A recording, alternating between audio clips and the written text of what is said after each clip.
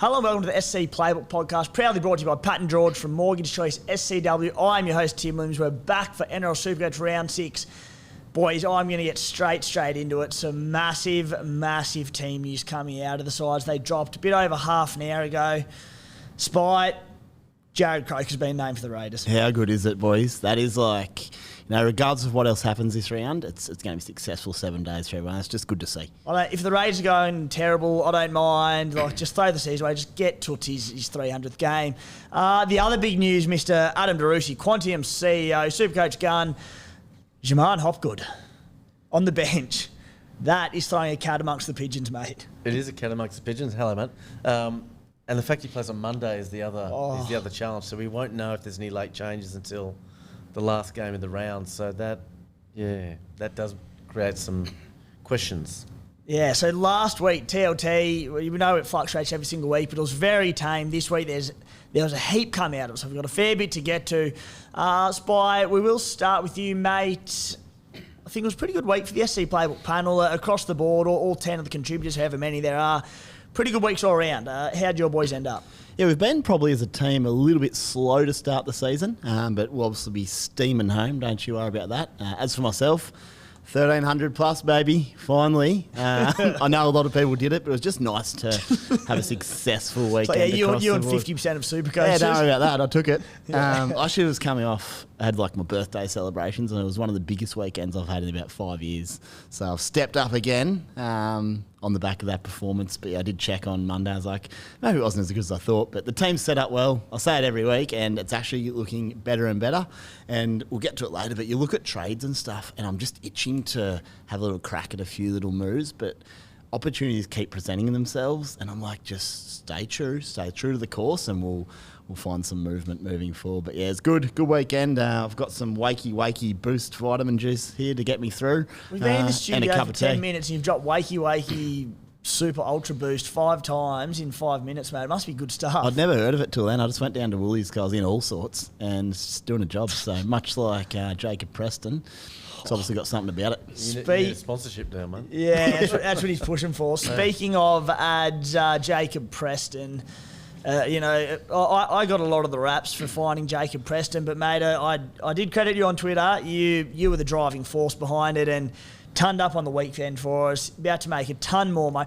I think he's the highest earning cash cow so far this season. We're both at the game on the weekend. You with the boys after the game. Firstly, how's that? Secondly, how's the side looking? Well, it was fantastic. The win was amazing. So as you know, I was just stoked that they got that win. So that was great. And Preston played amazing. He's just going so well. For a guy who's played 5 games, he just looks like a genuine first grader. So he's did going it with really 9 fingers on the weekend as well. Yeah, maybe even 8. I don't know exactly what the injury was. But Imagine him pushing Viliame Kiki out to the right edge. Unbelievable. Put it this way, he's a very good cover on the left edge. Isn't he ever? He played unreal, but I just think his try scoring ability. We've seen it now, 3 tries in 5 weeks. So he's looking good. My team, I got similar to you guys actually. I think we all scored about the same. I got 1,309, so not bad. Didn't really feel like I made up any ground on the field, but at least I didn't lose any ground this week. So getting back there. Yeah. Every single week on this panel, trying to get someone closer to the mic. The Stallions, a bit the same, mate. It's funny how it works. Last week, despite the Nicho Hines debacle, I sort of thought that I had quite a poor week. I was going to go flying down the rankings. I think I dropped about 1,000 spots or so, not owning Nicho. This week, thought I had a really good week, 1285, and sort of looked at the scores at the end of the round. I don't tend to look sort of through it too much throughout the round because there's so many updates that come in and whatnot. I keep a bit of an eye on it, obviously, but so 1285. So happy with the score. Once again, really happy with the team and how it's all set up. Obviously, no 900k worth of Nicho sitting on my bench this week, so possibly the smallest silver lining ever to not owning him the last 2 weeks. But hopefully in a position now where the moves start to come forward, the cash has come in, so feeling happy about the side. So 20,000th, so definitely want some good moves coming there. Matty the Waterboy, you're not a one-hit wonder, mate. You had an enormous week 2 weeks ago and you've backed it up. Yes, pretty happy. Bit like yourself, Spy, I was pretty stoked for my score on the weekend, not knowing that everyone else got 1,300, but I was one of those 4 million people that passed 1,300. So I was pretty stoked with that. Yeah, what'd you get, mate? Oh, sorry, I got 1,309, and my rank's up to slowly getting there. We're up to 22,000th now. Yeah, I've still got you by 22. 1,309, 22,000. There you go. There you go. Wow. Don't leave your laptop open again after this. You'll sneak over and have a little look. Bloody There was actually one thing that did happen. Last week I was sitting here and I slammed this desk and said, I'm being decisive from now on. And had so Wednesday nights I normally have a look, like basically that's when the week settles a little bit for me. I get home on Wednesday night, the wife's out often on a Wednesday night, so I sit down and just do a bit of extra work. And I can't remember the ins and outs of it, but I've sort of realised I actually may not need Garrick. And there's a few new formulas and numbers around that, and I went, oh no, this is after I've just said he's coming in, I'm getting a boost. So I decided not to get him because I wanted to save the boost, and there was a few other little things. And him only scoring 80 in a game, he could have scored 180. Oh my God. We were watching at the pub the start of my big weekend, and he could have had 4, so he could have had 8. If they just went left with Schuster. Luckily he was out. That was the other reason. Schuster was out, so that made a difference. But yeah, got away with that one. So I feel like after the Nico incident the week before, I'm back to 50-50, so you beauty. Sounds like they'll make an ESPN 30 for 30 on this weekend of yours, Spy. A bit happening. It was good. It was really good. I would say if your formula or data says you don't need Ruben Garrick, I would check the formula and Poor the data, formula. mate. I think he's a top 4 CTW. I'll send it through to Quantium, mate, but I'll give you the tip. He'll be in by next week. Yeah, exactly. Yeah, You got away with it at least. Watching that game, like I did bring him in. Very happy with him for 81, but as you said, Spy could have gone so high. The killer news was that when Heimel Hunt got ruled out, Dom Young came in, and Marju, who were thinking, all right, Garrick is going to walk through Marju on this edge, flipped to the edge, so he had Dom Young, who's also not the best defender, but he's not on Marju levels. I think it was nearly the first try of the game, and Marju just came flying off his line, and Tui Plodu just walked over. He just sat there going, that should have been Garrick. You've got it in for poor Marju. You've just Marju, in fairness, nearly got Garrick on the other side of the field. Wasn't far off him. Crikey, he came a long way out of the line, big fella. Hey, Marju with ball in hand, probably the best winger in the NRL. He had more of a go than Lockie Miller in defence. That was funny. We were watching this Poor game, so I've avoided Nico for one more week, skippered Tommy Trbojevic, and brought in, instead of essentially Nico, Ruben Garrick. Then Amole went straight through, and I'm just going, sweet, tip onto Tommy. And Miller just backpedals till he hits row Z of the stadium. I was like, no, okay, don't worry about that one. And then there was the one where Tommy, all he had to do, had it on a platter for Garrick on his chest, and he hit him on the knees, and they dropped it. It would have been about an 80-point play. Anyway, let's move on. Nothing. Being bitter gets you nowhere, fellas. It was funny though when Lockie Miller, as he realised it, he obviously thought he was on the 10. He looked down and went, "Oh no." Poor bugger. Lockie Miller owned Hamole in Supercoach. That's why he did it. Boys, today's show, the key takes from Team List Tuesday. Plenty in there. Ads will go through your true player ownership data, some bits of gold in that as always. Podwatch, we're going to drop 1 point of difference player each at sub 10% ownership. Hot topics for the week, some big chat around the 5'8". Nobody knows where to go with Adam Doueihi, or like there's players like Munster, Dylan Brown who are dropping in cash. There are no real standouts. No one really wants to be stuck with Schuster and Isaiah Katoa there. So really a lot of questions around that this week.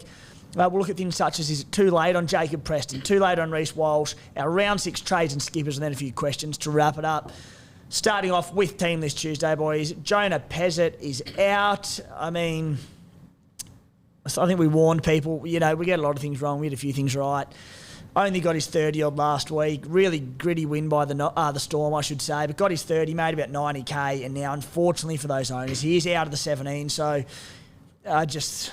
you need to turn him into, if you don't own Nico or Cleary, within the next 2 weeks pretty quickly. So that might have been a couple of trades and 90K value. If you do own him, you just hope he comes onto the bench game day because he'd still have a massive break even. It could play 20 minutes, but yeah, it just hasn't quite fallen that way because I thought he's so good. He's got to be in and around the mark there for a spot in that 13 at some point if things don't truly click for the Storm. But yeah, if boy can play. Joey Manu at fullback out of Joseph Swilly for the Roosters. Big watch on him in coming weeks. Obviously, Teddy will come back at fullback down the track, but when Manu hopefully does bottom out, we can have a look at him. Maxi King, Jacob Preston, both under an injury cloud, but have been named. In a little bit of doubt, so keep an eye on those two, but hopefully we'll be good to go. Alex Johnston out for the Bunnies. Junior Totola back early for the Bunnies in the middle. Much needed there. Ruben Cotter back for the Cowboys. Griffin Neame been named on the edge. A big one, boys. No Liam Martin, no Luke Garner for Penrith. This confirms 80 for the week's most traded in player, Zach Hosking. Got to get him in, don't you? I think so, yeah. I think... I know you guys have been saying that, and last week I was thinking, I've got to watch this guy to see if he's really worth bringing, because he's not that cheap, right? He's still high 400s. Yeah, 458, I think. And then when he nearly scored a try, and then he did score a try, and I'm like, okay, now his price is going to be so high. He's just guaranteed to make money. But also you can see he does score tries, so yeah, I'm a believer now. He's the kind of bloke as well, he'll make money. He's a potential keeper. And if not, you move him on in a few weeks for that cash value. I just think... I spoke about it just a few minutes ago, but I'm sort of wanting to make a couple of moves away from the pack. But at the moment, these opportunities are presenting. They're almost too hard to pass up. You just take them now, build that bank, and then you can sort of... There's plenty of time to go to do something a little bit different as we go. I don't think now is the time for those moves. Now is the time for cashing in. Just consolidate. You can make the moves later. Yep. And I mean, by having your high squad value come around 8 to 10 or whatever it might be, that's when you got the money to play with and go, I don't need to chase cheapies when sort of other sides might, and I'll go the pod play. Definitely. And the pod play is not always, going a bloke who's battling and not scoring that well. It might be the bloke who's gone whack, and he's all of a sudden 800k and caught everyone off guard. Geez, I want him, but no one else can get him. And you go, well, I can. I'll just get him anyway. Just speaking of 800k value, you flick past that quickly, but Joey Manu, the greatest Supercoach fullback basically in history.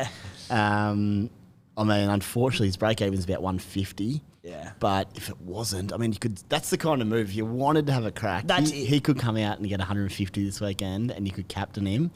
Then you flick him down to like a Garrick the week after. But it'd be ballsy because you could lose a heap of cash. But I think the other concern is and look, we may know by kickoff, but there's still a chance Joseph Suaalii plays there. Yeah. So it wouldn't surprise me one bit. In fact, I'm still leaning towards that he does. Okay.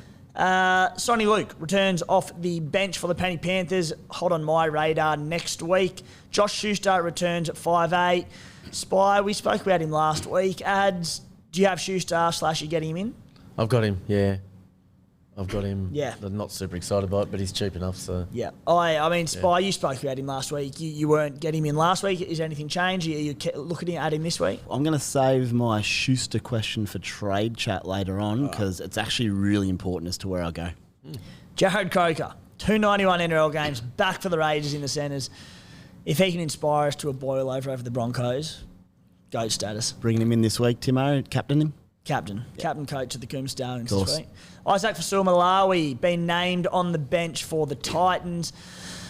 4 forward bench for them. 200k, negative break even. Boys, we won't go into all the options at the moment, but it's a real tough spot, front row forward at the moment, because particularly for those of us, myself included, who started with, say, one gun front rower and Stefano Udakamanu, lots did, and then they'd have, say, a Pele and a Davey Moali on the bench. Davey Moali, 30-odd last week. Totola comes back this week. It's just not happening.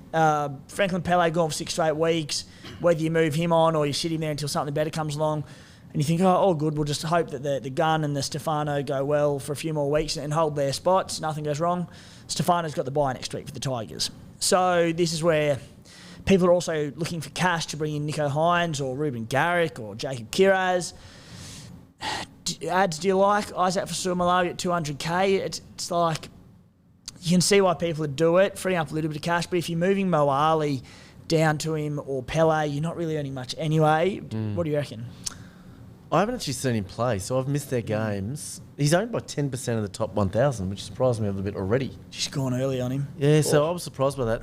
I'm in the same boat as what you're talking about, where I've got Stefano as my second front rower. Yeah. I'm probably going to look to upgrade rather than downgrade those other blokes, because like you say, it's not freeing up cash, and I'm not sure he's like the solution longer term. It's not like he's going to be a starter. I'd rather turn Stefano into a starter that maybe I'll look at a guy who I think is going to play during those bye rounds later on. I'll have a look. But then they'll have a bye as well. If you're only running 2 front rows at some stage, then so say you get your Tarp and someone, then they have a bye. So where's your coverage? I'm hoping someone comes along at some point. I'm just not sure he's the guy yet. Maybe those other guys make a bit of cash, but And that's it. I think ads, they don't, like, especially for a third front row forward that's sitting on your bench that you're not playing, they don't have to be good. They can go out there and get half front minutes and get you 40 to 45. If you have to play them as a 1 week, it's sweet. But at the moment, when it's Pele and Moali for a lot of people, it's like, oh.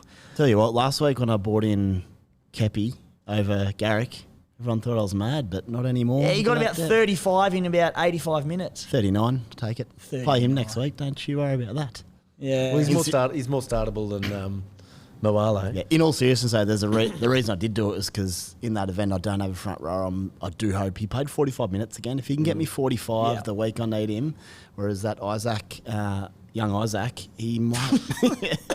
You've been so good at that last name, mate. Well, you know, I was about to say it, and then I'm like, after the weekend I had, panicked. let's not do it. But he might play 20 minutes and be basically worthless. I don't like it. Yeah. Young Fasua Malaawi. Yeah, you've done it. Well done, mate.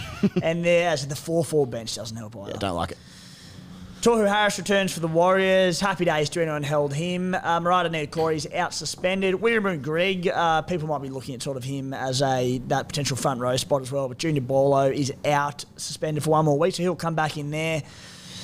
Adam Doueihi named in the halves. Come on. Spy, you've obviously got some pretty strong feelings about it. He's getting more and more confident every week, isn't he, Ads? Cocky almost. Cocky. Good word for it. Adam Doueihi, you Sorry, I'm passionate, guys. you like him in the halves, mate. Oh, he's a out and out 6. He's not a 7. And you watch him on the weekend. He can play one like I can play one. He can position himself all right. He'll have a crack. He can pass and kick. He's not real bloody quick though. Comparing to Walsh on the weekend, and like you just cannot have him as your fullback. I don't know he's probably carrying that foot, but get him at 6. He can take the right options. He can kick. He's the first receiver. I just really like it for the Tigers and Supercoach. He's just going to get so much more opportunity, and I'm so happy to hold him now. His foot will be on the mend. I'm stoked because he got named at 1 again. It just limits that upside hugely. Yeah, he's a reluctant hold for me because of the bye next week and because the Tigers are horrible. Both fair points. Hopefully they can turn a bit of a corner, but the other thing is he's got to break even about 60 to 65.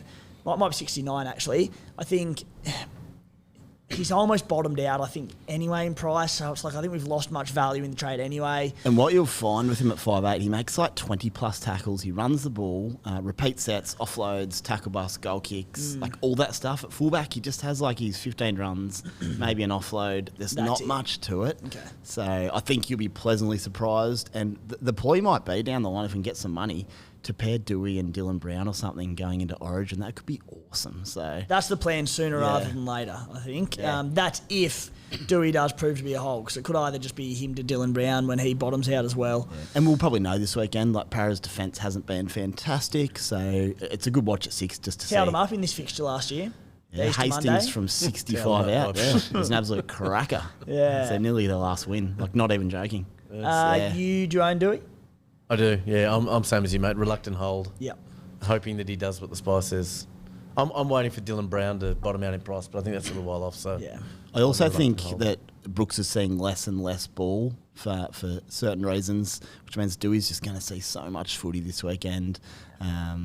Charlie Staines running off him. Honestly, I think he'll go really well Sunday, Arvo, as long as that foot's semi-okay. That's the only real concern for me there. Sean Lane is back for the Eels, starting on the edge. Well, I hope he goes to the bench and builds into match fitness so we get him cheap. But named on the edge, Ryan Madison at lock, J'maine Hopgood on the bench.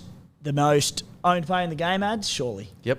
Most owned player in the game. He was already the 4th most sold. And I couldn't believe it. I was like, not a chance he'll be selling a forward like that. So early on in his NRL career, we've seen his ceiling with 2 tons in the first 2 games of the season. Now he's on the bench. Doesn't help that he's playing on Monday because we won't know late. My suspicion is that he starts. All last year, Ryan Madison was an impact forward off the bench, and he was a vital part of that. Even if not this week, next week when Junior Borlo's back, because I think they'll go back to that exact same rotation. I still think Hopgood starts. Regardless, though, you know, maybe Matto eats up into some Hopgood's minutes. Look, I still think he's that good, that he's a 65-minute player. He'll play all 3 Origin rounds, which is enormous. I'm thinking of holding. What are you doing, Ads? Probably holding. I think I'll hold this week just because we don't know all the answers to all those questions. And his break-even's only 45, as we were talking about before the show. So I think because of that, I will hold. But like when you say 65 minutes, like where are the minutes going to come from? Who's not going to play? Matto, you'll think. So Yeah, Cartwright will. but Cartwright has been playing 80, hasn't he? I mean, he's on an edge, but they'll find him minutes, surely. It's a Yeah. fair question. And like, but Bolo has been playing massive minutes. Campbell Gillard has been playing really big minutes. Matto's been playing big. So there's one. Like Matto, even the last 2 weeks, has come back and played, 70 or 75 minutes or something. He, I expect, will go to a bench role and come on and play the 50 to 55 he played last year, maybe 60. We saw earlier on in the season, Brad Arthur he didn't want to use any of his bench forwards. He's got no faith in him. And then you've got J'maine Hopgood busting his ass. I'm backing talent. What do you see? Like, he hasn't missed a beat this season. He's missed a few tackles. Missed a few tackles. Like, he hasn't missed a beat, but he's missed a few tackles. Like, I rate him. Like, I love watching him from a Supercoach point of view, but there's a couple of times I thought, okay, he's thrown a couple of offloads to ground and to an intercept and missed a few tackles, so maybe Brad Arthur doesn't love that. I don't know. I want him to play 65 so we can keep him in from a Supercoach point of view, but Matto is a more proven NRL player than Hopgood, surely. He is, but I think there's room for both. Yeah, as long as I get rid of Cartwright. That's got to be the solution. But then... Surely. Yeah. Cartwright back to the bench even. Like All of a sudden, look, I think that Matto wasn't great on the edge last week. He did move to the middle, but he started on the edge and was a little bit ordinary in D. But, yeah. Spy, what are you doing? 100% hold. It's actually frustrating given that people are selling him that he won't potentially see 80 this week. But if he goes into a game knowing he's playing his 60-odd minutes, he's going to hook right in. And I think some of the stuff you spoke about, mate, he's missed a few tackles by making 50 in 60-side minutes. The first 2 rounds, he played enormous. The much. first one was he missed the one on Harry Grant in that Golden Point one, and he played 84 minutes in the first game. It's like of the his season, 60th tackle. He threw that offload chasing points late in 5 another minutes to go. game. He's He's a little bit raw in defence. Maybe he's getting up for those one-on-one tackles, but I think he finds it. For me, I just don't know why you need to panic. He'll play all 3 of the major bye weeks. If he comes through the next week or 2 and he plays 45 minutes, sure, we can sell him, but he's not going to lose money. So I'm a strong hold on him. I think he'll be really good still. But it's easy to reassess in a week or 2 if needed. Big question this week. Just quickly, he actually, I'm just having a quick look now, he only averages 68 minutes a game this year anyway, and he's averaging 80 points. Yeah. So, I mean, if he plays his 60, he's bloody good. So, I think if he plays his 60 to 65, he's a hold through the buys anyway. Yeah, and he's not worth a heap of money either. So Even if you're scared and you don't play him this week and you wait or whatever, but I don't know. Yeah. he's sweet. Guys, for anyone lucky enough to be tying the knot at the moment, you're probably panicking about the cost of the wedding and the honeymoon. Reduce the stress by having a yarn to Paddy and George from Mortgage Choice SCW. The boys can help you get a quick loan without any built-in hidden fees or penalties for paying off the loan early. They'll get you the best rate possible and you'll have the money within 24 hours. That is unreal. It's a super easy process, only needs a message to make it happen. The boys will also make sure there's no nasty surprises and no exit fees, all with one low monthly repayment. Best of all, they'll give you a free plan worth $129 because you listen to this podcast. So if you're getting in contact, make sure you mention you're an SC Playbook listener. Cannot stress enough just how easy it is. If you don't have to pick up the phone. Next time you're on Instagram, having a scroll, flick them a message on Instagram at Pat and George Mortgage Choice. If you're not on Instagram, go to any of the articles on the SC Playbook website. There's an email, QR code, phone number if you do want to call them, if you're old school, everything you need there. Ads, let's get into your true player ownerships for round 6, round 5, round 6, whatever you want to call it, mate. What caught your eye? Okay, there's a few things. I'll just go through them pretty quick by position. So, Reece Walsh, maybe it's because I'm a non-owner. This jumps out at me, but he's now owned by 80% of the top, 5,000 teams. So, wow. Yeah. So as a non-owner, that's a huge thing for me to be running up against because he's just killing it. At centre, Lockie Miller owned by 40% of the top 100. You know what? I had I had a brief look at your stats before when I was putting my team analysis together, and I saw Lockie Miller stood out. I thought that was a great example of your stats showing that so highly under the top 100, obviously, because he's been essentially a pod and he's gone so high. Then he goes down to top 20,000 and it drops in half, essentially. Yeah, it's like 12% of the top 100,000. So he's killing it. If you look at the top teams, they're skewed towards Miller, Carraz and Garrick, who are all killing it. Jackson Paulo, 3%. He's one of the highest scoring centre. That's a great. Anyone who got on him. Oh, gee, he looks good. Yeah, I don't think Souths fans from last year be on him because they were all filthy on him, and he's looking like a superstar at the Roosters. He's good. Greg Marshew's currently at 3% of the top 500. No one in the top 100. Wow. They've obviously listened to you about defence. 5/8. Mainly him, Munster and Brown. They're both owned by less than 20% of the top teams, and ultimately you think that's where we're all heading. It's just a case of when we'll get there. So they're still pods for people who own them. Halfback is more around Cleary and Hines. So now we're up to 55% of the top 1,000 have Cleary and Hines. It's not bad. I suppose the fact that Cleary turned up alongside the masses who flocked to Nico last week probably reflects that, doesn't it? Yeah, but even like 40% of the top 20,000. So you don't, right? So you're not. No, I don't. Yeah. I will next week when he's back, but 7% of the top 100 have got Sean Johnson. It's a blast from the past. Jesus. We'll Supercoach. talk about SJ shortly. Second row, Zach Hosking's already a 13% of the top teams, so it's about double overall. What else have we got here? Cameron Murray's gone way down, so he's now lower than Fafita. So Fafita, there's more people on Fafita than Cameron Murray. If 2RF wasn't so stacked, I'd be jumping on Cam Murray so quickly. Yeah, but he's stacked, isn't it? It's just there's too many good buys there. Jacob Preston's up to 86% of the top 1,000. At front row, okay, your man Tapane, 30% of the top 1,000. So he's lower. Whereas Payne Haas is like 90 of the top 100 or 88 of the top 100. Yeah. Then you got a guy like Tino, who's less than 10%, but he's the second highest scoring front row, I think. Hooker, nothing major doing there. The other one was just last week's captaincy choice I thought was interesting. So, because we were all thinking about, who do you captain? Pretty much everyone who had Nico Hines captained him. Did they? Not quite, yeah. So of the top 1,000 teams, 78% captained Hines last week. And only 93% owned him. Isn't it funny how people would have sat there and deliberated over who do we go? Him and Tommy Turbo, they're about the exact same in the end. Yeah, basically in the end, everyone said, I want to go Hines. So, I mean, they were both, what about 1.5, 1.10-ish? Nathan Cleary, another. He played earlier, so he was the more obvious vice captain. He was 124. They were all around about the exact same mark. This is a funny thing. And even people who looped, I think 3 of the top 100 looped Cleary. And then I think they probably ended up like marginally better off maybe by doing it.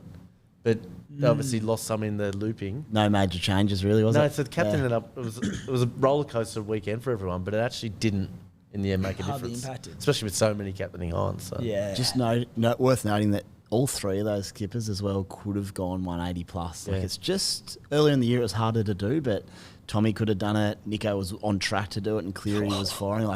It's just erupting a little bit, those class players. So yeah, you don't want to miss that score, so you try to get him in, and that's the logic around that. I think it's fair to say at half time, Timmy was a little bit worried about not having Holy moly. Nico as captain.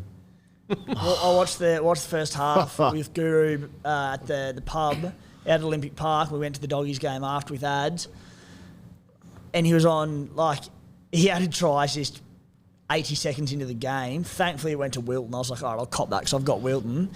But then, he was about 85 at half time. That was one of the hardest watches of my life. Yeah. And then he scored about 5 in the second half. And the Warriors just had all the ball. That's dominated. Oh, got out of that one, tell you what. I mean, the Warriors could have done it from the first minute and he would have got 40. That would on one hand, you're like, he could have got 40. On the other hand, he could have scored 230. So I thought he was going to get 230. Anyway. I would not have made this podcast if he went 230. I'd still be drinking. A month off. Boys, point of difference play. Who have we got? I like, now that we do, as you said, Spy, start building a bit of a bank, we look to sort of skew away from other sides and not as important to sort of follow the crowd. Let's look at, it doesn't have to be under 10% ownership, but when we look at point of difference players, generally sub 20% ownership. I like to go sub 10% ownership. I'll start with you, mate. Who'd you find? I started going through the list. There's actually a heap. So I haven't written them all down, but I've just actually noted 2 teams I think you can target. One is the Eels, and the other one is South. So any guys from that who might have massive ownership, I think they could well go on a run. I think a lot of the guys in there who could go well potentially cover buys as well. Like someone mentioned Sevo on Twitter, something like that. Saw a Sevo question. I like that left edge. He could go bananas on Monday if the Big Tigers break even. Yeah. It's a big break even. He hasn't looked great. But the Tigers match up. Yeah, It's on a like- Sunday, Monday, Arvo. Yeah. Dry weather, like he could explode. I really like. I don't mind the Mitch Moses play, but you're probably going to want Hines next week. So it's a 1 week play. Is it worth a trade? Maybe not. But Eels for me, and then the South boys. Just like If you're going to go Moses, just go Dylan Brown. just do it. Exactly, good call. And then like South boys like Cody Walker, Alex Johnson, Campbell Graham. I think they're all pretty good shouts this time of year. So I'll try to do that where I sort of look at a team in their run and think they're sort of due to explode, and I think those might be the guys. Sean Lane soon, not this weekend, but he's so good. He's so good. Add to, do you find, mate? I'm not making any of these changes yet, but the guys I'm keeping an eye out. One is, pardon me, Teddy. Yes. Teddy's now down to 2% of the top 1,000 teams. Yeah. And because so many of those teams are locked into Turbo and Reece Walsh, like I don't know why you would sell either of those if you own them. Whereas for me, because I don't have Reece Walsh, so I will look to upgrade to have Teddy as a pod against Walsh. So I'm pretty happy about that. Pod. Yeah, that'd be good.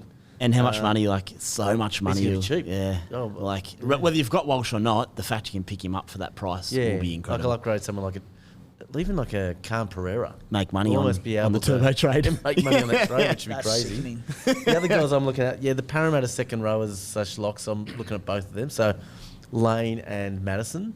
Not so much now, but definitely before maybe earlier than everyone else and before those bye rounds, because Parramatta playing round 13 and 16. So, and I don't think either of those guys will play Origin. And I think 19 as well. So just lock them in, but you're right. If you can get them a week or they two play all before. three. Yeah. There's the other one around Hopgood. Around Origin with Junior Borlo. He'll play Origin, so there's more minutes for him in those big weeks. Sorry, mate. No, that's right. So I like those Parramatta back rowers. The other bloke that I thought, actually, when I looked at, I was just looking at ownership versus where players are actually scoring. The other guy that's really under-owned for how he's scoring is Kalamatangi from South. I think he's the second highest scoring second rower. He's only owned by 5% of teams. I'm not going to bring him in, but you just mentioned South's having a good run. Yeah, I like it. He's killing it. Yep. The danger for me would be he might, I don't think he will play Origin, but maybe he'd be talked about. Yeah, he's possible. So that's one risk. Is he a blue? Blues, Yes. yeah. Oh, he's got Ola I Kalatu on believe the he's on right the as fringe well. of the but squad yeah. last season. He's got to be in the close, yeah. along with like Ola Kalatu. It's him or and I reckon someone. him and Ola, one of them two will sneak in. They're both bloody good. Yeah. So Might have them both. Yeah, I think there's a few good options there. Anyway, there's quite a few good pods around, I reckon. Matty, Kalamatangi spent a bit of time in the middle last weekend. What do you make of that? Obviously, Totola's back this weekend, so it might have been out of necessity just due to lack of middles, but... Yeah, it was definitely out of necessity. I think, as you said, we've got so many middles. Missing has been the story of the whole year. Maybe it was... I don't think it was this, but perhaps he didn't mind going there to show Freddie that he's got a bit of versatility, that he can Smart. play. Yeah, play in the middle, play on the edge. Obviously, I like him on the edge. If he's one-on-one with it, if he's late footwork, he's too good there. I suspect he'll go straight back there this week because Totola's coming back in. Do you know who doesn't like him on an edge? It's every little halfback in the comp. He just monsters them. Yeah, Luke Keary didn't like him when he played against him. Yeah, so I imagine he's go straight back to the edge. Yeah, when we're looking, because I'm in the situation, I'm doing a bit of planning ahead and working out, there's a chance I might need to be in a cheap front row forward next week. I went through just about everyone and there are a few options, but you just needed another week to have a look at all of them. So I think I'm just going to stay really fluid in that situation. See what happens this weekend. Sele was one that actually popped up at 312k. First game of the year played 1 minute, so the break-even's still high. Second game last week, 47 minutes for 49 points. Totola comes back in now, but he's one that, they love him at the club. He's a good footballer, so maybe one that can fill that gap. Whoever it is that comes in, as we were saying, they don't have to do much, but if they just punch out 40 next week with Stefano out or whatever it might be. Anyway, my pod is Spy, you briefly mentioned him, but Campbell Graham. Averaging 71 points this season. Now, the idea with Bunnies has always been to go to the left edge because they're so dominant out there, but their right edge this year has been outstanding. It's terrifying to the opposition. Matty was saying before off air that they've actually got one of the best defences in the competition, but only the third best attack in the competition, which is crazy to me. But the right edges look terrific. Alex Johnson's now out with a HIA, hammy, HIA. So Tane Milne's going on that left wing. Not a bad spot to be for the next 2 weeks, or next week, I should say. But, yeah, Campbell Graham, basing 39 per game. Does it every season. The right edge firing, averaging 71. Has 2 lower scores of 34 and a 41, but they are both against tough outings against Penrith and Manly. So some softer games coming up. Big fan of him. Softer games? He's got to run at Jacob Preston this week, mate. Mate, looking ahead, don't panic too much. We meant the week after. Oh, okay.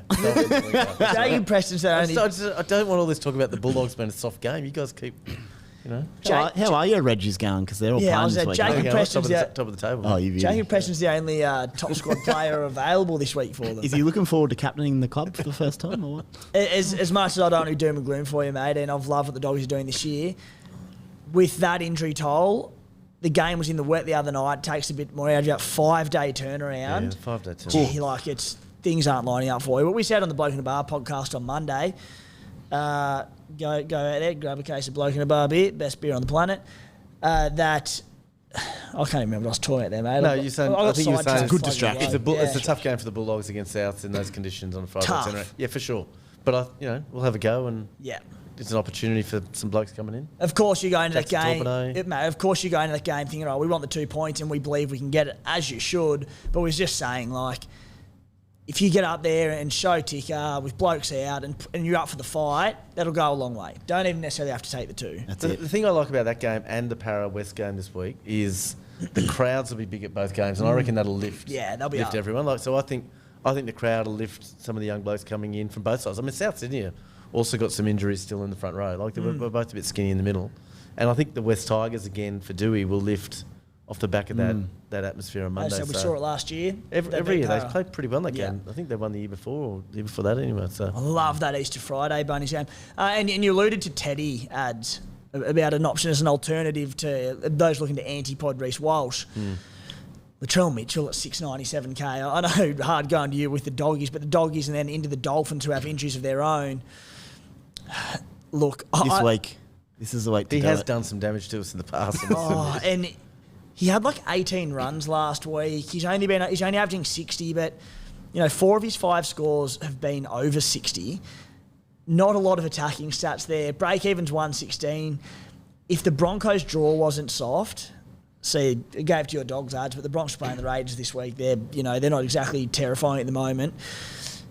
Latrell, you just sense something. I think he had 2 runs in the opening 30 or 35 minutes on the weekend. I thought he's just no good. And it looked like maybe he's trying to get himself through the 80, carrying a bit of a knee or whatever it might be. Because, he had literally 16 runs from that point on. And it might have been okay, he might have just clicked. If it wasn't for the Broncos run coming up, the break-even of Reece Walsh, the break-even of Latrell, I'd nearly just pull the trigger. It doesn't make sense. I think it's the play for anyone without Walsh. I'd do it now. Yeah, without Walsh. If you got Walsh, it would be mad to trade. I wish it would. It would. The guy's killing it. Yeah. He's averaging nearly 100. Boys, hot topics of the week. We've already ticked off a few of them already, but Greg Marju, 581k, -44 break even. Like we said it last week, didn't we? He has potential to be a keeper at CTW. He's turned up the first 2 games, but also had a shocker of a defensive read, so job security was the issue. Look, he's playing this week. I think worst case scenario is if he has a stinker this week, he gets dropped, but he'll still make big coin. Best case scenario, in which case you flip him to, Garrick or Kiraz, whoever it might be. Best case scenario, you can lock in a keeper. What do you reckon, Spy? I think is there a reason not to get him, or are we all just doing it because he just ticks everything? You're not. That's interesting because he's basically basing his 60s with runs and tackle busts. Knights look pretty good in terms of using the footy. Hastings obviously adds a lot to that.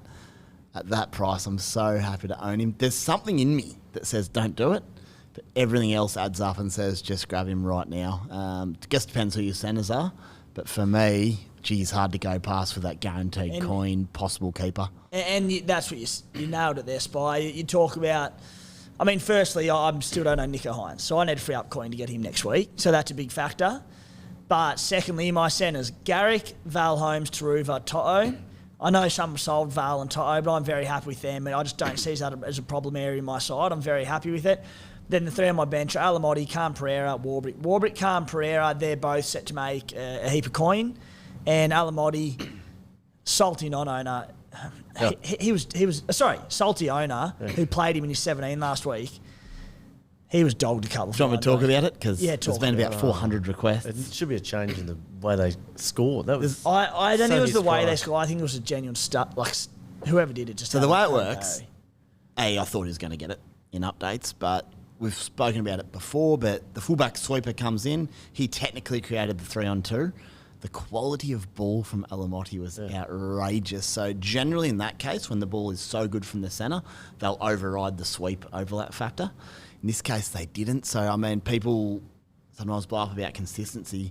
If anything, they were too consistent here. I'm like, guys, you've got to branch out a little bit. If it's that good a ball, give it to the centre. But that's basically the reason why it may have happened. Unless it was a mistake, I'm sure that happen. You know what? Yep. I was actually thinking of a different one. So there was that one, which I agree, Spy. I would have given it... it was the tip-on try, wasn't it? I would have given that try assist. Yeah. There was one where he made a line break and ran like 30 metres, tipped on to Fox, who ran like another 20 or 30 metres, and he didn't get anything for it.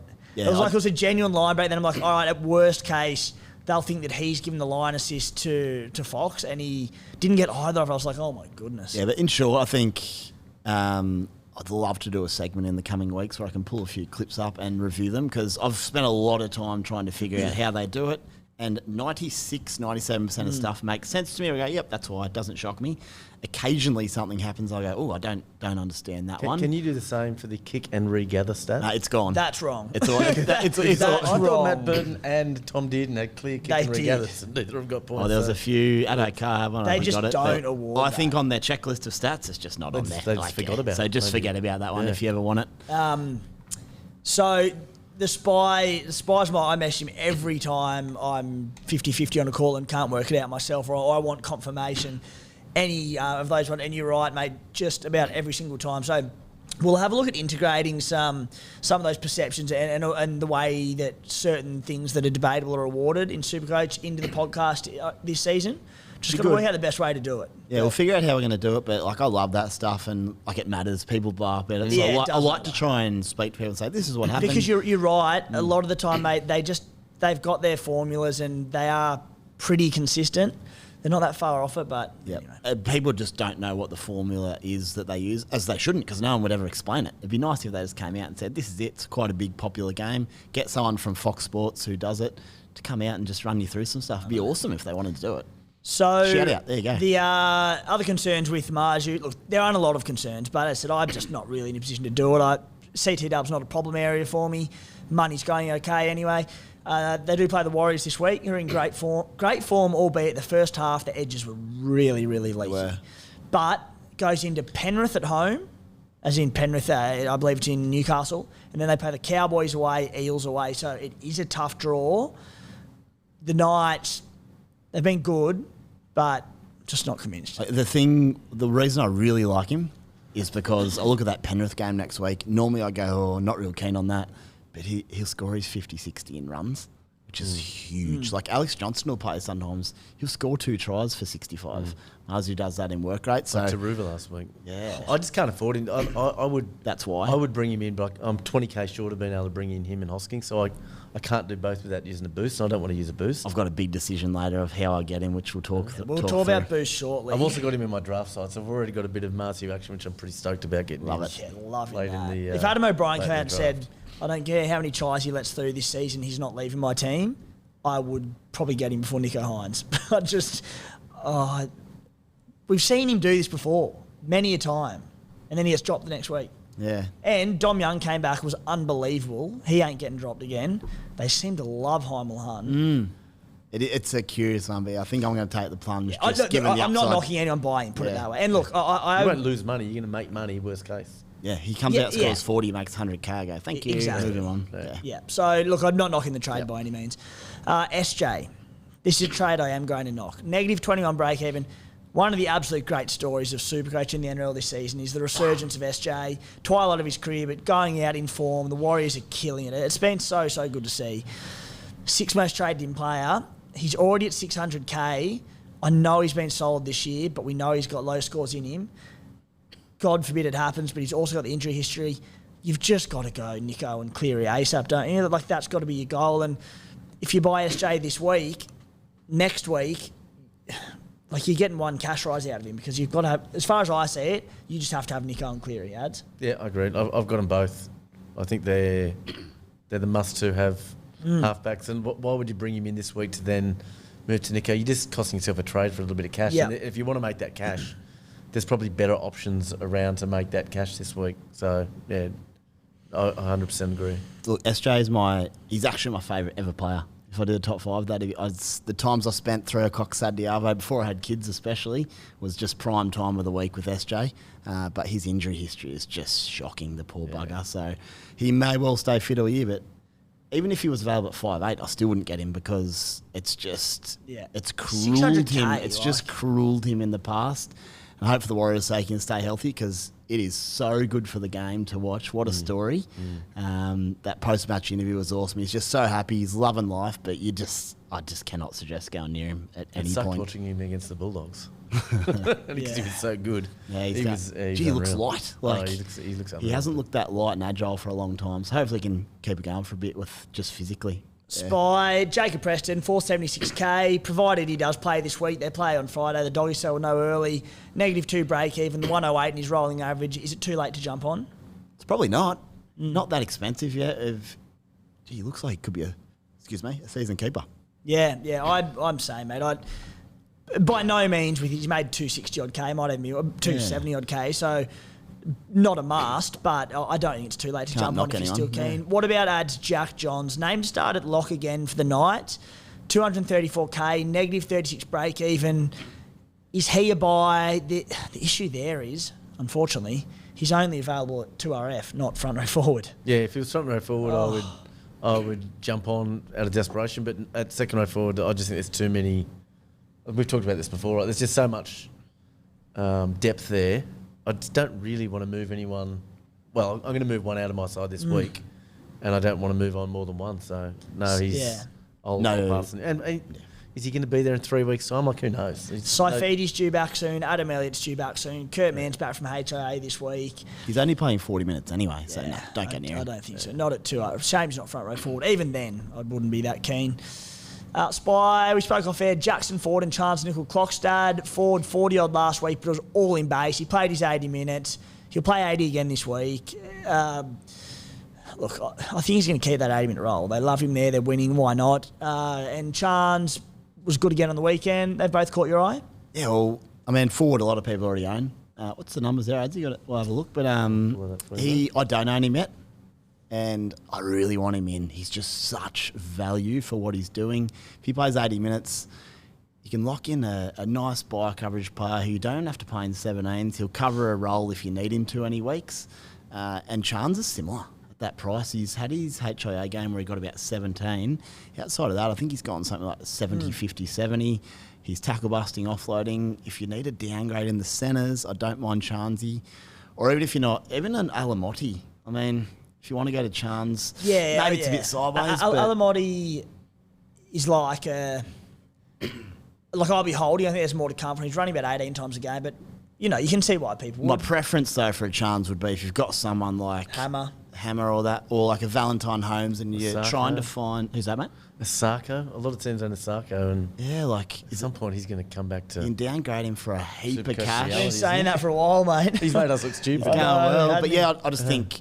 Don't overlook Chance if you don't own him. Just have a look if he suits your side. I think he's doing a good job. Dolphins pumped by the Dragons last week. Scored, I think, 2 tries. Sucker still turned up. So just on Jackson Ford, he's owned by 50% of, basically a third of teams overall, but 50% of the top 20,000 pretty easily. So it's half and half. I've got both those blokes, and I'm happy to have them both, but I'm not stoked. It's not like I think it's a game-changing advantage, but I'm not looking to move them on either. I think they're both slow burns. I actually flipped. I initially had Jackson Ford in my trades this time last week. Up until actually Friday night, I had him. And then when Hosking went nuts, I I have to get this bloke in. Didn't have room in my two. I have to sort of bring him in this week. So I flipped the forward trade, got in Schuster, who was probably going to come in anyway, free up a bit more cash. So I did that and brushed forward. But yeah, I still think he's a solid enough trade there. Got through all the main business there. I did want to note very briefly, Christian Welch. Spy, do you still own? I do. I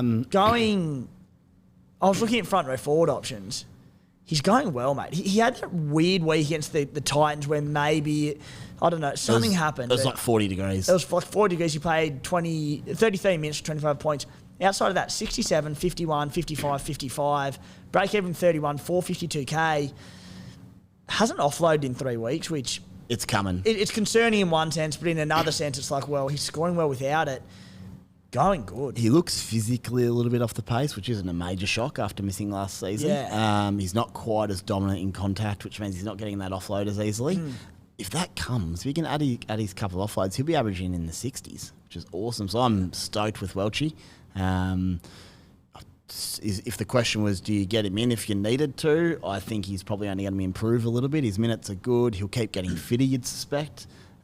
Just hope you can add that offload. If he goes good this week and, whips in 2 offloads, I don't mind Stefano to him next week, or if you've got some cash in the bank, maybe one of your dud cheapies on the bench, Trim Moali or something, say, or Pele, but yeah. Anyway, guys, each round of the season we'll be producing an exclusive SC Playbook market of our own through betr. Very extremely excited that now we've got access to integrating official NRL Fantasy markets.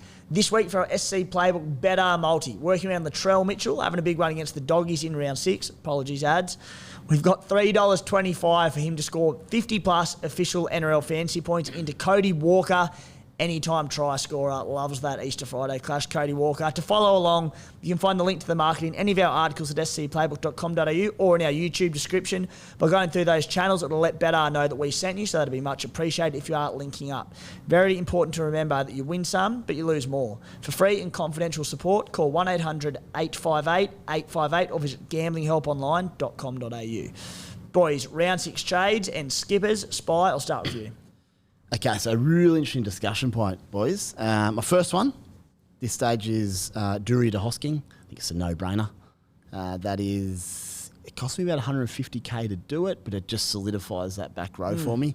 To do it, though, I would have to go Valentine to Marju, which I'm generally happy with. I've spoken about it last week. I think Val's really solid this year, but they've got the Dolphins this week and Scotty Drinkwater's back.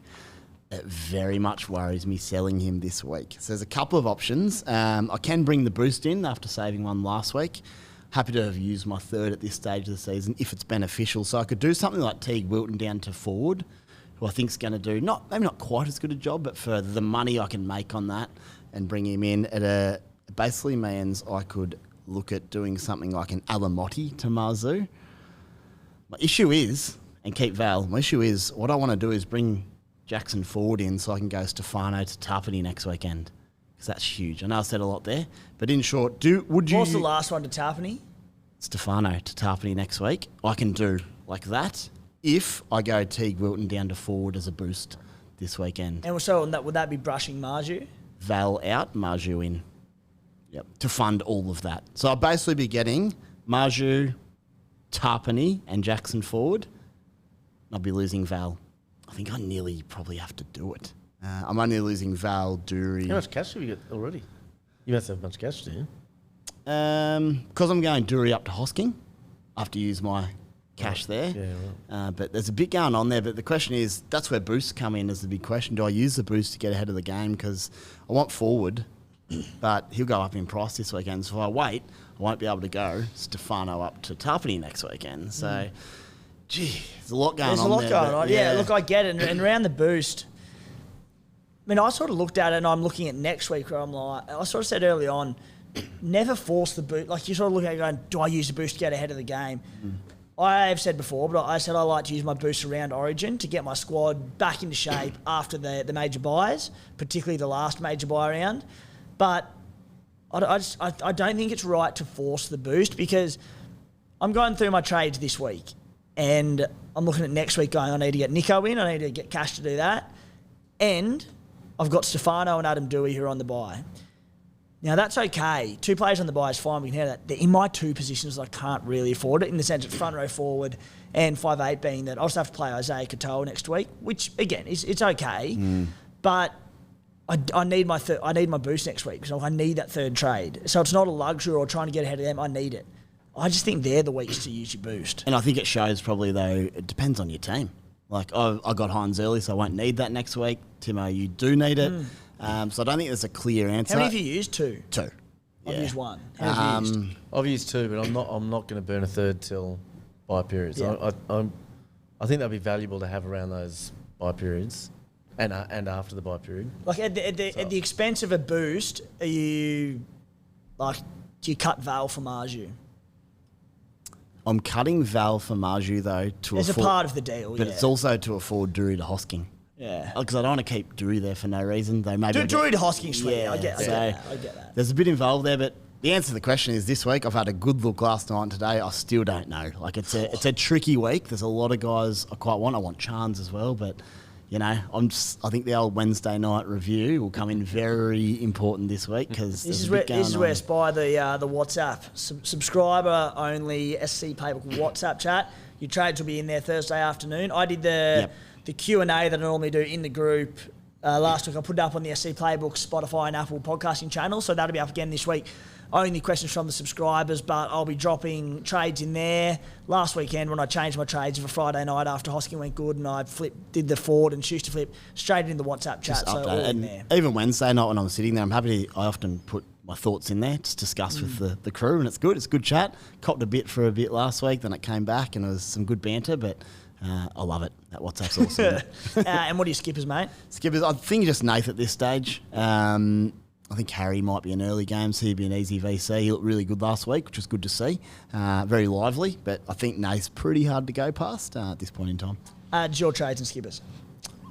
I think I'm going to stick to one trade, so I'm going to go the opposite, mate. I'll probably do Wilson to Hosking. Yeah. So that's what I'm looking at. I haven't really looked at skippers, mate. It's just a funny week, isn't it? I mean, I'll probably VC either Harry or Val. Yeah. Probably Harry, just because Val just hasn't, I don't know, just hasn't lit it up yet. And I'll probably captain Cleary, but no, I don't think he's a certain captain this week against Manly. It's a tough week. Yeah, it's good. It's good. It's actually good. It's good having Irons out. Yeah, exactly. And having tough games to the other one. So, Yep. But there are a couple of juicy matchups. But say, for example, the Broncos, I don't have, I know against your Raiders, but I don't have a Reece Walsh captain. Yeah. So I think Cleary would be pretty popular. It's also the 5:30 game. I love captaining in day games. I just find I'm so much more comfortable with it. Yeah. It's just dry football, like less due to worry about, any of that sort of stuff. I just find, I don't know, I'd like to see the data out there for day games, tonight games, point scoring, but I just feel like it's way better. I don't know. I'm going to go see Cleary, I dare say, against Manly in that one. I mean, the Knights just put 32 on them, so I don't see why Penrith can't do similar. VC Val Holmes. Boys, a few questions before we wrap it up. Spy, question from Jaden. How do you deal with someone who thinks they are the best at Supercoach? I mean, I sit next to Guru about 3 times a week and copy his shit, so you've just got to pull them into line, don't you? Mate, you do everything in your power to destroy them when you play them. That way, you just have to beat them. Focus solely, bring out your big guns, but you just have to beat them and then say, pipe down, mate, pipe down. But if they're beating you, you're in a world of hurt. There's nothing you can do, is there? Just take them down. And even if you beat them in your head-to-head and then lose everything else, go, hey, couldn't get it past me. I was like... Doesn't count. Guru riding on my coattails and all last season, sitting there, what do I do there? And then end of the season, I think I was about 500th, he was about 470th. I'm like, well, he beat me, so what can you say? Can't say anything. Question from Jacob Love. Adds, Tapney to Haas and Holmes to Marju. There you go, the one Spies asked part 2 of that. 2 sideways or not? I think it's 2 sideways. I just think trades are going to be much more valuable towards the end of the year than making those trades, I reckon. Taps to Haas is way too sideways. That's the hardest nail of the season. Like, Holmes is a genuine, footballing gun. And Marciu, I know he's Supercoach friendly, but he doesn't even have job security. No. So I think Holmes to Marju seems mad. And And just in Bale's saying that, our other expert over Yeah. here. I'm happy to go Holmes to Marju do it. for the reasons stated Yeah, previously. you need the cash. But cash rises coming, work rate, all of that. Old mate's going taps to Haas. Which Taps to Haas? cost him about 150. No Ks, way. 100K. No way. I prefer Haas over Tarpanay, but that's because I'm in Team Haas. You guys are in Team Taps. But I wouldn't be making that trade. I just brought in Haas in the first place over Tarpanay. They'll end up close, Taps and Haas. Yep. Question from Gus Winfrey. Thoughts on trading Adam Doueihi to Cody Walker? Can't afford Dylan Brown unless I burn another boost to 2. Look, I don't think I'll do it, but I'd be lying if Cody hadn't caught my attention. He's got 570K, 2 really good weeks in a row, about to make a little bit of cash, 2 good games coming up. Spite? I wouldn't knock it. Obviously, we know my thoughts on Doueihi back at 6, but if you want to have a crack at that one, there's worse things you could do. But you could watch Doueihi on Monday and go, what have I done here? Yeah, he started the really tough game. Sharks, Panthers, Roosters, but started the year with 30, 44, 42. He averaged 57 last year. I think it's one of them ones you just want. He's such a fun dude to own because he's in everything, but my gut feel says probably not. Doueihi's accumulation far outstrips what Cody does. Question adds from Mike Roki. Is Khan Pereira a play in 17s this week? Obviously got a nice matchup at home against the Dragons. Yeah, I was looking at that. I actually reckon he could be. I'm tossing up starting him.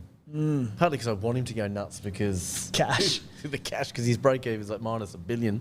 But the guy can score tries and against the Dragons, they can league tries. So Does no foreign concern you on the left edge? it does. So, but I mean, my alternative is I'm starting Taruvu or an Alamotti. They're not locks for big scores. Yeah, well, that's it. Like a tough game to Manly. Come back to me in a minute. I'm going to check how many minutes Foran played a few weeks ago. Khan Pereira had 5 line breaks, I think, and Foran only played about 15 that was the game minutes. you heard. Okay, Yeah, there you 5 go. line breaks. Ask Gads the next question. I'll check what his minutes so were. it's... I'd play Khan Pereira over Alamotti. I think the question a lot of people have will be him over Taruva. And I'm going Taruva just for his base. I didn't play Taruva last week because I wanted to give myself a VC option, and if I started him, I wouldn't have one. But I mean, I've got him on my side, obviously, but he didn't score great for a guy who scored 2 tries. He only got low 60s with 2 tries in there. So 22 minutes for Fozzie Foran. So he basically played 58 minutes without him. So what happened when Young Presto came on, Campbell. Yeah. He would have gone into 5'8". Brimson got hurt as well. Yeah. So they're in shambles. So because then Aaron Clark went into the halves. And he had 5 line breaks. So they can deal with it. Yeah. Fafita just hit him Fozzie's a and couple of everything. times. Yeah. So he looked like a halfback. That was the best game. yeah, I'm playing him over those boys. I'm similar, and I just think But you got upside Fafita versus as well, right? Yep. So you're going that left. Upside versus the left edge. Dragons, it's there. Yeah. So hopefully can grab at least one. Last question from Lockie Patton, one that I think we've probably partially already answered, but at the same time, a lot of people will be asking the question this week. Hopgood, Ellie Katoa, or Teague Wilton for the Hoskins cash grab? Ads? Well, I'm selling Wilson, but I can understand people selling any of those 3. Actually, probably less so Hopgood because all the reasons we talked about before. Katoa, I mean, he obviously gets you more cash, and he's highly owned. So I'm not. I just think he does have that more likely to get 100 than Wilson. Yeah. So Wilton's been pretty consistent. Don't but sell Ellie Katoa. Nah, I agree. Hughes back. He's averaging 70. Him and Hughes' combination is lit. He's a monster. Yeah. Well, I love owning him. Yeah, me too. Basing well. Teague versus Hopgood there, but I just want to say Hopgood could still just keep on keeping on. So I think it's Teague out of those 3 if I'm picking one. Yeah, I reckon Teague, and then look, if Hopgood does sort of kick it a bit and starts battling, might even look at Cam Murray in a week or 2. But I think what Hopgood's saying. That wraps it up for the SC Playbook Round 6 Supercoach podcast. Spy, thank you, mate. Cheers, boys. Ads? Thanks, fellas. Good luck in your Oztag semi-final and hopefully grand final. Hopefully, if we make the grand final with no subs, mate, these lungs aren't going to go very far, put it that Gutsy. way. It'll be very gutsy, but we might just do it. Righto, guys. Thanks for tuning in. Good luck this week.